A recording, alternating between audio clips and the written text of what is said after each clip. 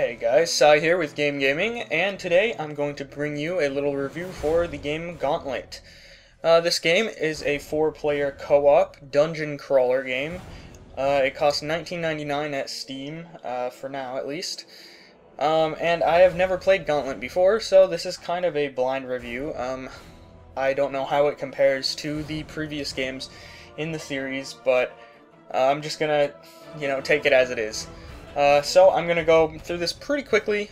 Sorry if it's a little bit hard to follow, but whatever. Alright, so the visuals. So the graphics were pretty good. There wasn't really anything special about it. I didn't find myself noticing that they were particularly good or bad. Just kind of okay, I guess.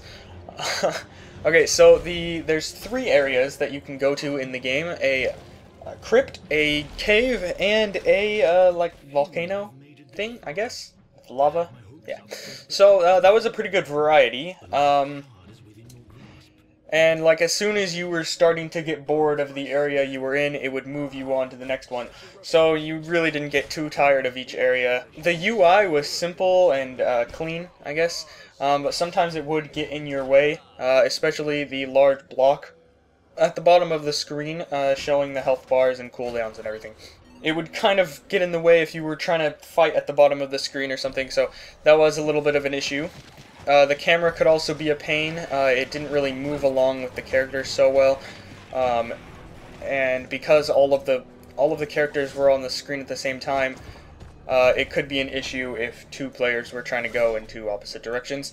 But that is kind of needed to support the local co-op for the game. The music was good. I thought it set the mood of the epic adventure pretty well. The voice acting was also good. It gave the heroes unique personalities, I feel, because they talked to each other during the combat. You could really kind of feel how each character would act in different situations, what kind of person they were. So that was nice. Sometimes the lines could get a little bit repetitive, though, but it was just things like if one character beat a particularly strong enemy, another one of the characters would compliment them on their fighting skills or something. The gameplay, the most important part of the game in many gamers' opinions. So starting it off, the tutorial was pretty good. It introduced you to the 4 characters well and showed you some of their moves. The 4 characters are Warrior, Valkyrie, Wizard, and Elf. So you can probably guess what types of moves each of those have. The 4-player co-op with all of these characters worked well. Since one player had to be each character, you couldn't have a group of 4 wizards or 4 elves. It had to be like one of each character with the 4 players. I thought that worked well because all of the characters worked well together, but it was a little bit of a nuisance if 2 people really liked playing as the elf. But each of the classes were unique. I did feel that some of the classes were better than some of the other ones, because some of them didn't have as many moves, so they weren't as versatile or not as powerful or didn't have as much agility. And while it is good that they are different, it just didn't feel like some of them were just fleshed out as well as the other ones were. For example, the Warrior especially seemed to have really few moves, especially when you compare it to the Wizard's 9 spells that you could use. The Warrior only had about 3 or 4 moves that he could even use, so he really wasn't that useful overall. So I do feel like they could have added more moves to a few of the characters to balance out each of the heroes. But overall, I did think that it worked pretty well. The gameplay was rather smooth. There really wasn't many glitches or bugs. There were a few, but it was nothing like game-breaking or anything. All of your actions feel responsive. Most of the attacks feel like they have weight. The movement is fluid, and overall it was fast-paced gameplay. There were some small breaks in between to give players rest time, I guess. But overall, it was nice and action-packed. There were other things to break up the repetitiveness of fighting, such as traps, secret areas, and puzzles. But I liked fighting anyways. I didn't feel like I was just grinding the whole time. Now moving on to story, there really wasn't too much of a story to speak of. It's pretty much just go collect these shards for something. I don't know, it wasn't super duper clear. It didn't really introduce the villains very well. I don't know if it's because it's like a sequel or just because that's just how the game is, but I don't really care. I didn't really need a story in this game to have fun playing it.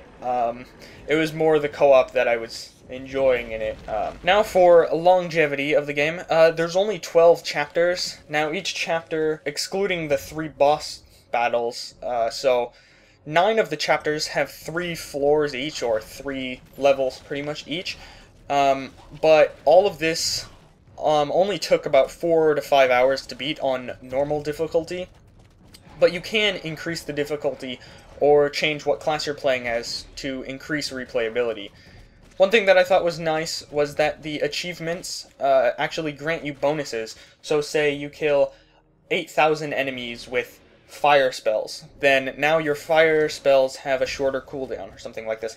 Now, I thought that was a nice touch, and it did add some more progression, but overall, the character progression was less than I hoped for. There's no leveling up, there's no stats, there's only a few abilities that you gain after the very first level where you start the game.